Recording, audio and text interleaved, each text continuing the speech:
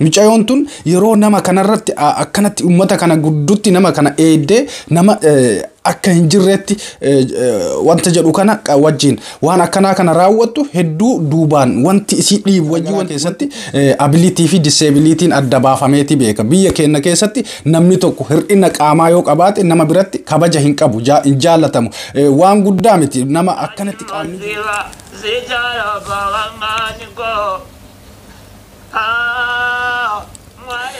bara durii gaa'illi kan geggeeffamu maatii walii, fira walii, jireenya uumamaa gosa walii qorachuudhaan iddoo jireenyaa fi haala jireenya maatiin sun keessa jiraatu qorachuudhaan gaa'illi geggeeffama. Har'a yeroo ammaa kana gaa'illi kan geggeeffamu qaama namaa ilaaluu osoo hin taane, gosa namaa ilaaluu osoo hin taane, qabeenya namaa ilaaluudhaan gaa'illi geggeeffamaati jira.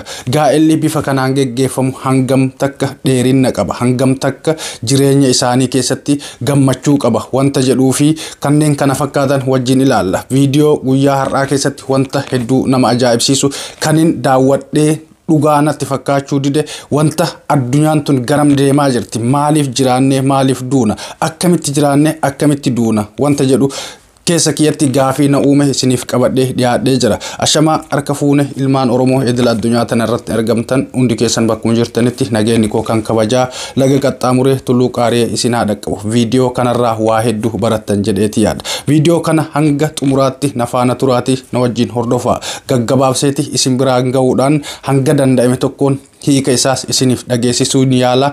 Hanga xumuraatti ammas na faana tura. Mee viidiyoo jalqabaa tokko itti seenuudhaan duratti viidiyoon amma argitan kun viidiyoo ajaa'ibaa namni qaamni isaa guutumaan guututti fayyaa hin qabne, kan qaamni isaa dalaguu hin dandeenye garuu kan qabeenyaan biiliyeenara ta'e isiniif qabadhee dhiyaadhee jira. Namni kun gaa'ila yeroo meeqa raawwate, yeroo raawwatu kan ammoo nama akkamii wajjin raawwate, namoonni inni gaa'ila wajjin raawwate kun jaalalaa himoo qabeenya isaa kana arganiiti itti makaman wanta jedhu wajjin ilaaluudhaaf yaalla. Namni kun Great Man jedhama. Great Man jechuun afaan keenyatti yoo deebifne nama guddaa jechuudha. Guddaan Rabbi qofaadha. Garuu nama guddaa nama addunyaa kana jedhameeti beekama. Namni kun dandeettii garaagaraa qaba. Dandeettii wallisuudha, dandeettii walaloo barreessuu akkasumas biyya sana keessatti hedduu beekamaadha. Kabaja guddaa qaba jechaadha. Sababni inni ittiin kabajameef maali wanta jedhu wajjin ilaalla. Ammas na faana tura. Mee viidiyoo tokko isin seensiseen deebi'a.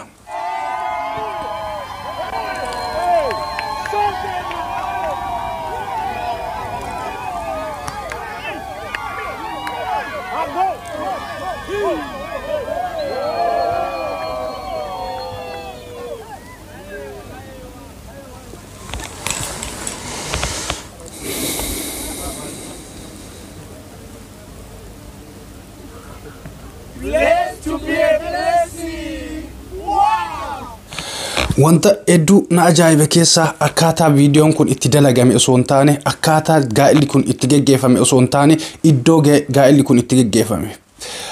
Namoota akkamitti gaa'ila kanarratti hirmaate, maaltu adeemsifame wanta jedhu waa xinnoo isiniif himuun barbaada. Gaa'ila kanarratti guyyaa aruuza kanaa namooti biyyattii san keessatti politika irratti beekaman, politishaanota jechuudha. Politishaanota gugurdoo bebbeekamoo akkasumas artiistota, weellistoota gugurdoo ciccimoo hedduu beekamoo ta'anii fi namoonni gama warra mootummaa irraa dhufan namoonni hedduu beekamaa ta'an biyya san keessatti aangoo gurguddaa qaban cidha kanarratti ergamuun isaanii cidha kana adda isa godhee jira. Namni kun namoota biraatiin addaa miti. Sababni garuu cidha kana adda godhee iddoo kabajamaa iddoo guddaarratti akka cidhi kun aruuzni kun geggeeffamu godhe qabeenya qabaachuu namicha kanaati. Namni kun akkuma argitanitti qaamni isaa walumaa galatti hin dalagu.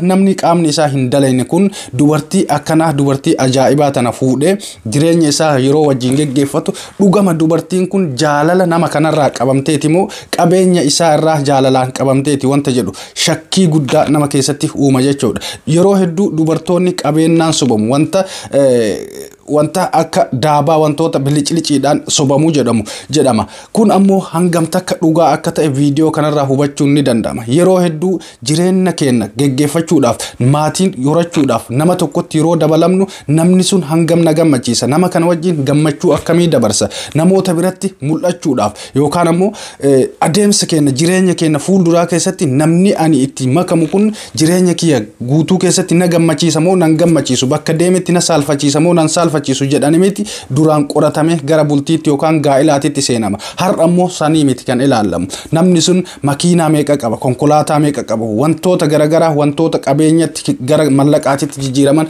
waan akkamii qaba wanta jedhamutu laalamaati jira. Kun ammoo jireenya kee tarii har'atti jireenya kee akkaataa itti ooltu akkaataa itti bultu si tolchuu danda'a, si bareechuu danda'a malee oolmaa bultii kee keessa kee gammachuu kee si gammachiisuu hin danda'u. Kanaaf ammoo qabaataa fi miti qabaattee fi miti yoo fayyaa qabaatte yoo namni ati wajjin jiraatu sun jireenya kee kan gammachiisu ta'e dhabdees qooqa bultees bultii gaarii jireenya gammachuu jireenya oolmaa gaarii jiraachuu dandeetta. Kanaaf oolmaa fi bultii kenna namoota wajjin jiraannu filachuun nu qabdi jechaadha. Qabeenyi dhumaadha. Akkuma har'a qabeenya laallee nama tokkotti makamnu boru gaafa qabeenyi sun dhumatee bakka san irraa ka'e kasaaraa guddaa keessa galla. Kana duwwaa miti namni tokko yookaan jireenya isaa keessatti yoo ilmaan horachuu hin dandeenye ilmaan qabaachuu yoo hin dandeenye jireenyi isaa guutuun duwwaa ta'eeti mul'ata jechaadha. Jireenya duwwaa kana jiraachuun ammoo faayidaa tokkollee hin qabu. Mee ammas viidiyoo tana daawwadha. Viidiyoo kanarraa wanta addaa wanta xiinxallitantu jira. Viidiyoo kana sirriitti dhaggeeffadha.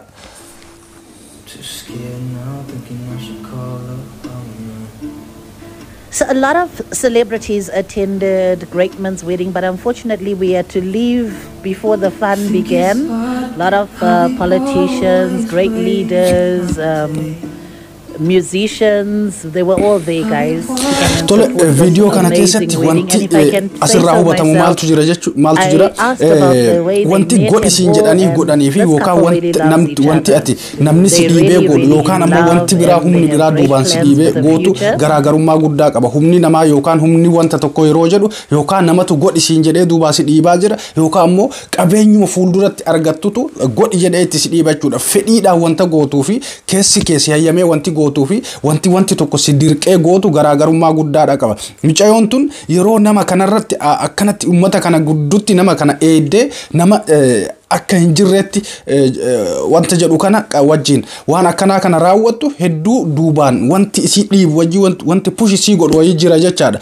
Walumaa galatti gaa oolmaa kennaaf bultii kennaaf filachuun wanta nama wajjin jiraannu filachuun hedduu barbaachisaadha. Qabeenyi ammoo boru dhuma. Qabeenya boru dhumuuf jecha jireenya kenna gadda keessa gochuun gadda keessa kaa'uun hedduu barbaachisaa miti. Wal hin jaalatan jechuu kooti miti. Tarii intalli tun dhugumatti jaalala nama kanaa qabaachuu dandeetti. Yoo jennes hedduu nama amanuudhaaf nama rakkisa. Dhugama intalli tun nama akkanaa kanarraa jaalalli isii qabee wajjin jiraatti wanta jedhu keessa nama kamiitittuu gaafii akka uumu shakkii tokkollee hin qabu. Garuu yoo dhugamaan jaalattee wajjin jiraatte waan hedduu namatti toluudha. Yeroo hedduu gara biyya keenyaatti hin baratamne malee biyyoota garagaraa keessatti abilitii fi disabilitiin adda baafameeti beeka. Biyya keenya keessatti namni tokko hir'ina qaamaa yoo qabaate nama biratti kabaja hin qabu, hin jaallatamu. Waan guddaa miti nama akkanatti qaamni guutuu isaan dadhabee osoo hin taaneyyuu yoo harkummaan yookaan miilli yookaan gurri yookaan ijji takka hir'uu taate biyya keenya keessatti namni sun kabaja hin qabu. Garuu biyyoota biraa keessatti namni qaamni isaa hir'uudha rakkoo tokkollee hin qabu. Akka normaaliidha akkuma nama kamiitittuu kabajameeti jiraata. Fakkeenyaaf biyyoota gurguddatan keessatti daran namoonni disable ta'an kabaja guddaa nama kaan irra kabaja guddaa qaban. Biyya keenya keessatti namni qaamni isaa hir'uudha dalagaa seenee hojjechuu hin danda'u dhoorgaadha. Biyyoota guddatan keessatti namni qaamni isaa hir'uudha prioritiin jalqaba isaaf kennama jechaadha. Disability fi ability jechuun tarii yoo isiniif hin galle ta'e namni tokko disable ka jedhamu kan qaamni isaa hir'uu ta'e jechuudha. Ability namoo dandeettii namni sun qabuudha. Namoonni yeroo hedduu addunyaa kanarratti namoonni hedduu bebbeekaman namoonni disable ta'an namoonni qaamni isaanii hir'uudha dandeettii addaa qaban. Dandeettiin addaa sun ammoo ability jedhama. Yeroo hedduu disability fi ability walii addaan baafnee hedduu hin laallu jechaadha. Hir'ina qaama isaa qofa laalla malee dandeettii isaa hin laallu. So priority guddaa ka qabaatu ability namni sun qabuudha. Yoo intaloon tun tarii gurbaan kun dandeettii akkasii qabaatee wanta akkasii san irraa dandeettii isaatiin booji'amtee jaalalaan qabamtee itti makamtee jirti ta'e waan hedduu namatti toluudha. Mucaan kun sagalee addaas qaba. Wallee ajaa'ibaa wallisa. Mee wallee kanas dhaggeeffadhaati walitti deebina. Wallee inni wallisu dhaggeeffanneeti deebina kana duwwaa miti namoonni hedduun ni wallisaniif walleewwan isaaf wallifaman artiistoonni gurguddoon biyya isaanii kan isaaf wallisan argeeti jira garuu koopiraayitii hamaa qabu waan ta'eef fidee asii isin dhageessisuu rakkisaa waan ta'eef malee waa'ee isaa waa hedduu dubbachuu dandeenya great man jennaan namni hundi ol ka'eeti dhaabbata nutis aadaa osoo godhanne waan akkanaa kana biyya keenya keessatti namoota hir'ina qaamaa qaban kabajuun aadaa osoo godhanne hedduu barbaachisaadha mee wallee isaa dhaggeeffanneeti walitti deebina.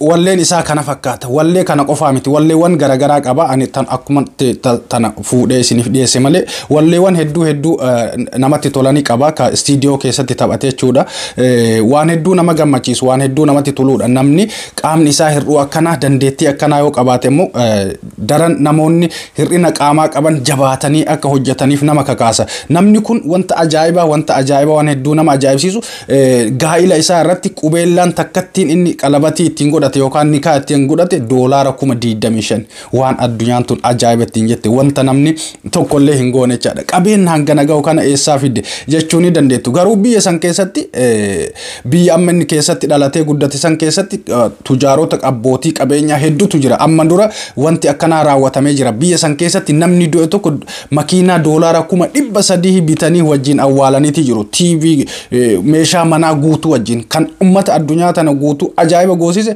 makiinaan bitamee nama san wajjin awwaalame qabrii keessa kennaa jedhamee isaaf kenname $300,000 kan bitamedha biyya san keessatti abbootiin qabeenyaa wanta ajaa'ibaa yeroo dalagan kun isa jalqabaati miti jechuu kiyyaa miti biyya san keessatti biyya isaa san keessatti maqaa dha'uun waan hin barbaannee fi Afrika keessa biyya Afrikaa keessa biyya hedduu tujaara ka cinaan akkasitti mallaqa doolaara hagas ga'u san wajjin awwaalama biyyuma san keessatti ammoo akkuma biyya keenyaa kan qooqa bulu ka guyyatti yeroo sadi nyaachuu hin dandeenyetu jira rabbi akkanuma nama uuma kaan ol qabee kaan gaqqabee jechaadha walumaa galatti viidiyoo kana wanni qabadhee dhufeef shamarran keenya wanta kanarraa waa hedduu barattan jedheeti nama tokko yoo hir'ina qaamaa qabaate jaalala yoo isiniif qabaate jala deemuu ni diddan hin ayyamtan ittiin heerumtan dandeettii fedhellee haa qabaatu miidhagina fedhellee haa qabaatu hir'ina qaamaa xiqqoo isii qabaannaan abadan ittiin heerumtan kun jijjiiramuu qaba yeroo tokko ammoo nama qaamni isaa hin dalayne nama dhugama qaamni isaa rakkoo qabu si wajjiinuu ciisee si gammachiisuu hin dandeenye mallaqaaf jecha itti heerumtan kunillee ammoo rakkoo guddaadha mallaqaaf jecha nama jala hin deemina mallaqaaf jecha gaa'ila keessan jireenya keessan fuuldura hin balleessina isinii jechuun barbaada viidiyoo kanarraa akka waa barattan abdii guddaa qaba yoo isinitti tole like share gochuudhaan hiriyoota teessaniif dabarsa viidiyoo biraatiin yeroo biraa walitti deebina horaa bulaa deebana bye bye